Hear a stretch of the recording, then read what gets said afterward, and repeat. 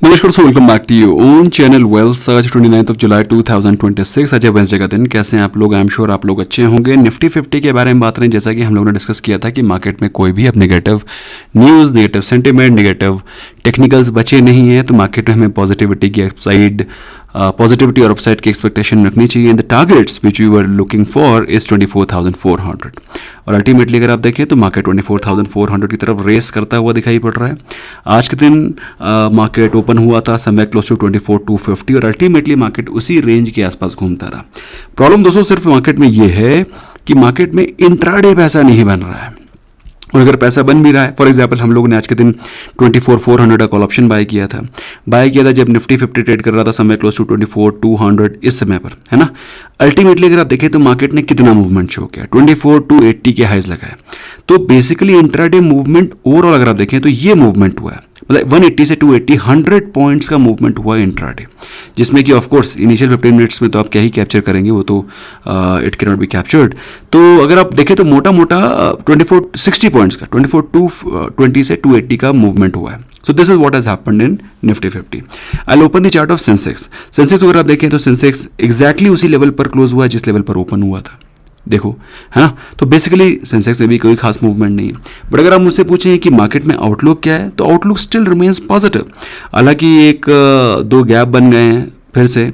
अब फिर आप मुझसे कहेंगे कि सर फिर आप गैप बोलने लगे। अब भाई मैं क्या करूं, जब मार्केट गैप अप और गैप डाउन हो रहा है तो अल्टीमेटली मार्केट इसको गैप को फिल करने में लग जाता है, और यही रीज़न है कि मार्केट एग्जैक्टली उसी लेवल पर घूम रहा है इतने समय से, क्योंकि मार्केट गैप फिल करने में लग जाता है। मैं निफ्टी बैंक का चार्ट ओपन करता हूँ। Now I'll explain you what is happening in Nifty Bank. Similar चीज़। तो इसलिए दोस्तों क्या करना होता है, इसलिए हम लोग, मैं आज तीनों के तीनों चार्ट्स को पहले ही ओपन करे ले रहा हूँ। निफ्टी बैंक को अगर आप देखें तो निफ्टी बैंक में पिछले 3 दिनों से कंसोलिडेशन चल रहा है। एग्जैक्टली उसी लेवल पर निफ्टी बैंक ट्रेड कर रहा है जहाँ पर वो ट्रेड कर रहा था मिड जून में, ठीक है। और अभी क्या है, जुलाई एंड हो गया, 1.5 महीना हो गया उसी रेंज के आसपास घूमते हुए। आज के दिन भी मार्केट में पॉजिटिविटी थी, लेकिन अगर आप इंट्राडे प्राइस एक्शन पूछें, हार्डली एनी मूवमेंट। हम लोग ने निफ्टी बैंक में भी एंट्री करी थी, और अगर आप देखें तो यहाँ पर हमारी एंट्री थी that is somewhere close to 57,200 के आसपास। अल्टीमेटली कहाँ पर गया, 57,300। Intraday there is very very miniscule movement intraday. तो although things are positive, the technicals are positive, कहीं कोई नेगेटिविटी नहीं है, निफ्टी बैंक में तो कोई गैप भी नहीं है, बट इंट्राडे हमें ज़्यादा वॉलेटिलिटी दिखाई नहीं पड़ रही है, क्योंकि जो वॉलेटिलिटी इंडेक्स है वो ही सबसाइड कर गया। Just I will open the chart of VIX also for a better understanding. तो अगर आप विक्स को देखें तो दोस्तों विक्स इस समय 12 पर आ गया। तो इस समय 12 पे विक्स जब हो जाए तो फिर आपको इंट्राडे वॉलेटिलिटी, इंट्राडे मूवमेंट बहुत कम दिखाई पड़ेगा। तो फिर आपको क्या करना पड़ेगा, आपको स्टॉक स्पेसिफिक एक्शन करना पड़ेगा, स्टॉक स्पेसिफिक ट्रेड लेना पड़ेगा। अब जैसे कि कल के दिन हम लोगों ने कोफॉर्ज को बाय किया था, कोफॉर्ज और एम्फेसिस दोनों मॉर्निंग में सॉलिड ओपन हुए थे, पॉजिटिव ओपन हुए थे, और अल्टीमेटली अगर आप देखें तो पॉजिटिव ओपन होने के बाद प्रॉफिट बुकिंग आई थी। तो जिन लोगों ने कल के दिन कोफॉर्ज को होल्ड किया, I am sure they must have made decent money today. अब दोस्तों अगर हम लोग मिड कैप और स्मॉल कैप स्टॉक्स के बारे में बात करें, आज के दिन जिन स्टॉक्स में हमको तेजी दिखाई पड़ रही थी उसमें लीड कर रहे थे पीसीबीएल विच वॉज 15% अप। काइनीज में हम लोगों ने पोजीशन क्रिएट करी थी आज से करीब 10-15 दिन पहले। आज के दिन स्टॉक 13% ऊपर था। दोस्तों अगर आप देखें तो हम लोग को इतना पेशेंटली होल्ड करना पड़ा। पैरादीप 12.5% आउटस्टैंडिंग नंबर्स थे। एफएसएल, स्विगी में हमारी पोजीशन है, स्विगी पे भी मुझे अच्छा पोटेंशियल दिखाई पड़ रहा है। स्विगी के चार्ट को मैं आपके लिए स्टडी भी करूँगा। J&K बैंक सबसे ज़्यादा टूटा है, Phoenix limited, Pine lab, Sumitomo chemical, कब, ये सारे के सारे टॉप लूजर्स थे। लास्ट एक हफ्ते के बारे में बात करें, IT stocks like KPIT technologies, Coforge, ये भाग रहे हैं। पीवीआर आइनॉक्स भागा है 14%। M&M finance, Paradip phosphate out performers हैं। लूजर्स में सेम्प्रो है, J&K बैंक है, बंधन बैंक है, CI इंडिया है, मोतीलाल ओसवाल, ये सारे के सारे टॉप लूजर्स हैं इन द लास्ट 1 वीक। एक बार क्विकली फटाफट क्रूड पे नज़र दौड़ा लेते हैं। क्रूड में हो क्या रहा है, जो क्रूड दोस्तों मेरे जो टारगेट थे क्रूड को लेकर के, देवर $86 पर बैरल फॉर दिस वीक, और अगर आप देखें तो उसने इनफैक्ट उससे भी नीचे गिरावट दिखा दी थी, $82 पर बैरल के आसपास चला गया था। अभी वहाँ से हमको रिकवरी दिखाई पड़ रही है, ठीक है। तो अब रिकवरी कहाँ तक दिखाई पड़ सकती है, वही सेम गैप पेंडिंग है, ये रेजिस्टेंस है, तो हमें $95 पर बैरल के आसपास तक का पुल बैक दिखाई पड़ सकता है। तो you have to be mentally prepared. अब क्रूड बढ़ेगा तो हो सकता है मार्केट में थोड़ा सा प्रेशर दिखाई पड़ जाए, और ये साइकिल इस प्रकार से चलती रहेगी। तो बात कर लेते हैं कुछ स्टॉक्स के बारे में जिसमें कि हमको आज के दिन अच्छा मूवमेंट दिखाई पड़ रहा था और मुझे लगता है इसमें अच्छा पोटेंशियल भी है। सबसे पहला स्टॉक दोस्तों जिस पे कि आपकी नज़रें होनी चाहिए, that happens to be MTAR technologies.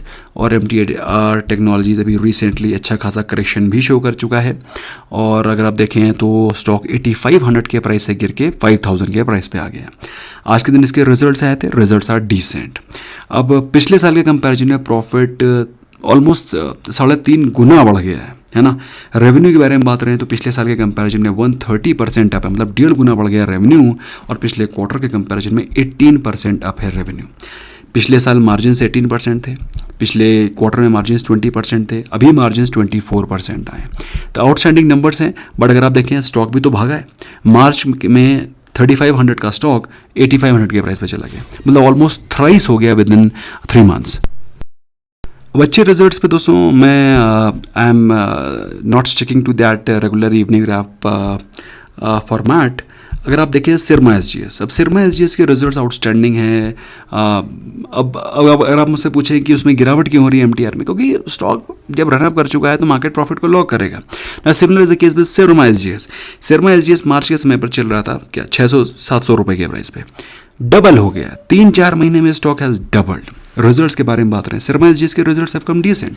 पिछले साल के कंपैरिजन में 112% अप है प्रॉफिट, और पिछले क्वार्टर के कंपैरिजन में 11% अप। रेवेन्यू पिछले साल के कंपैरिजन में 68% अप, और पिछले क्वार्टर के कंपैरिजन में 8.5% अप। ठीक है, बढ़िया नंबर्स हैं, लेकिन स्टॉक में भी ये फैक्टर इन हो गया। तो यहाँ पर मुझे कोई वैल्यू कोशिएंट नज़र नहीं आ रहा है। ये स्टॉक हम लोगों ने बाय किया था at a very minuscule price in 2024, 2 साल हो गए। ठीक है, तो अच्छे रिजल्ट्स के साथ साथ स्टॉक में कुछ वैल्यू भी होनी चाहिए। अब मैं अभी आपको बताता हूँ एशियन पेंट्स के बारे में। एशियन पेंट्स गुड नंबर्स, और स्टॉक में भी मुझे बहुत ज़्यादा वैल्यू गैप दिखाई नहीं पड़ रहा है। बट अगर आप देखें तो स्टॉक मार्च के महीने में 2000 के प्राइस पे ट्रेड कर रहा था। 2000 का प्राइस का स्टॉक अभी आपको 2800 के प्राइस से मिल रहा है, जो कि ऐसा नहीं है डबल हो गया, बट रिजल्ट्स आर डिसेंट। पिछले साल के कंपैरिजन में प्रॉफिट 40% अप है, पिछले क्वार्टर के कंपैरिजन में 31% up, despite all negativity, despite crude going higher, non availability of crude by products. Revenue पिछले साल के कंपैरिजन में 18% अप है, और पिछले क्वार्टर के कंपैरिजन में 14% अप। अब अगर आप मुझसे पूछें कि क्या यहाँ बाय कर सकते हैं, बिल्कुल बाय कर सकते हैं। क्यों? क्योंकि ये स्टॉक 1500 रुपये का शेयर है, बेगे पार्टन 3500 रुपये का शेयर है। 1500 रुपये का तो कहाँ ही मिलेगा, तो 3500 रुपये का शेयर है। 3500 रुपये का शेयर अभी भी आपको 2700 रुपये के प्राइस से मिल रहा है। तो मुझे अभी भी इसमें वैल्यू कोशेंट दिखाई पड़ रहा है।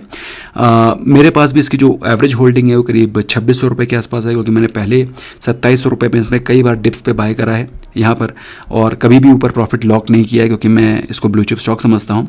और बीच में मैंने भी रिसेंटली बाय किया था मार्च के महीने में 2200-2300 रुपये के आसपास। तो मेरी जो एवरेज होल्डिंग है that is somewhere close to 2500-2600।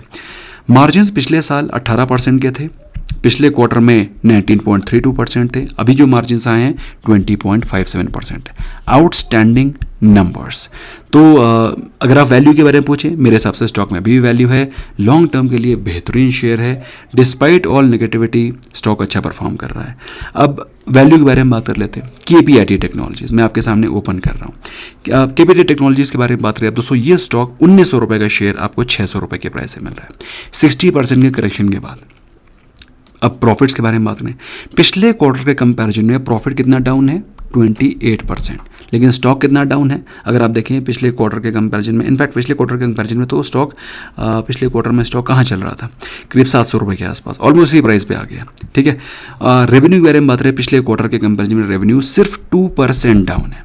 Margins पिछले क्वार्टर में 14% थे, अभी 11.3% आए।